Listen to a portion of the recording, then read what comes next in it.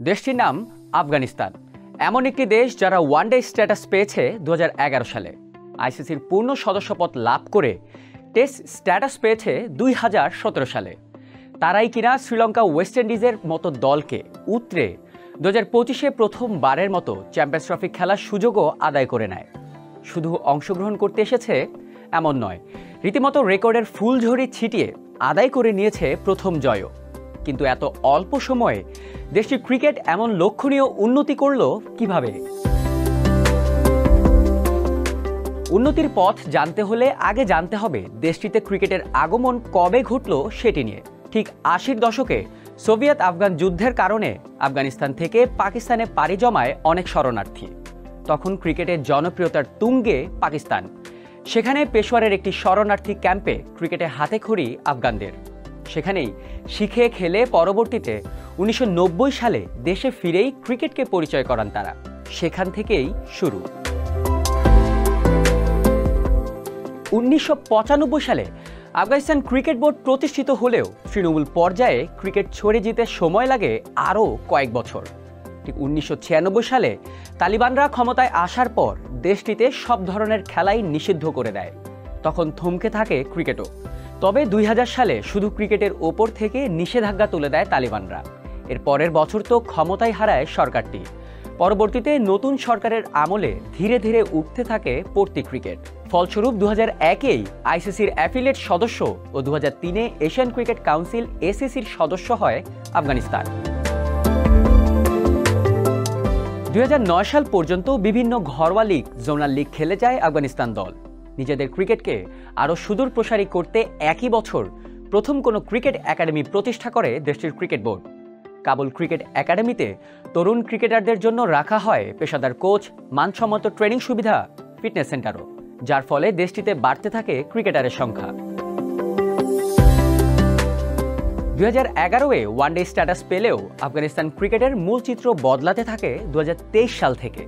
তখন ক্রিকেটের অবকাঠামো পরিবর্তন ও জাতীয় দল যেন আন্তর্জাতিক স্বীকৃতি পায়, সেজন্য দেশটির সাবেক অর্থমন্ত্রী ওমর জাকিলওয়াল ও ক্রিকেট বোর্ড যৌথভাবে বেশ কিছু পদক্ষেপ নেন। আফগানিস্তানের ক্রিকেটের উন্নয়নের জন্য তখন সরকারি তহবিল বাড়িয়ে দেন ওমর জাকিলওয়াল। ক্রিকেট বোর্ড যেন স্বাধীনভাবে কাজ করতে পারে, সঙ্গে আর্থিকভাবে স্থিতিশীল হতে পারে তা নিশ্চিত করেন তিনি। ওমর ক্ষমতায় থাকাকালীন ক্রিকেটারদের জন্য দেশটিতে মানসম্মত আরও অনেক ট্রেনিং সেন্টার ও মাঠ বানানো হয়, যেখান থেকেই পরবর্তীতে উঠে আসেন রশিদ খানদের মতো ক্রিকেটাররা। এসবের ফলে 2013 সালেই আইসিসির সহযোগী দেশের সদস্য পদ পায় দেশটি।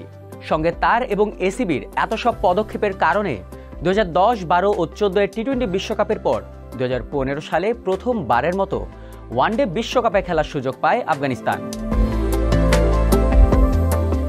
বর্তমানে দেশটির 34 প্রদেশের প্রতিটিতেই আছে ক্রিকেট খেলার ব্যবস্থা। সঙ্গে আছে 8টি স্টেডিয়াম, আর এগুলোতে সারা বছরই 3 ফরম্যাটের আলাদা আলাদা লিগ চলতে থাকে। 4 দিন কিংবা 3 দিনের ম্যাচের জন্য আছে আহমদ শাহ আবদালি টুর্নামেন্ট ও মিরওয়াইস নিকা টুর্নামেন্ট। ওয়ানডে ফরম্যাটের জন্য গাজী আমানুল্লাহ খান টুর্নামেন্ট ও গ্রিন আফগানিস্তান কাপ।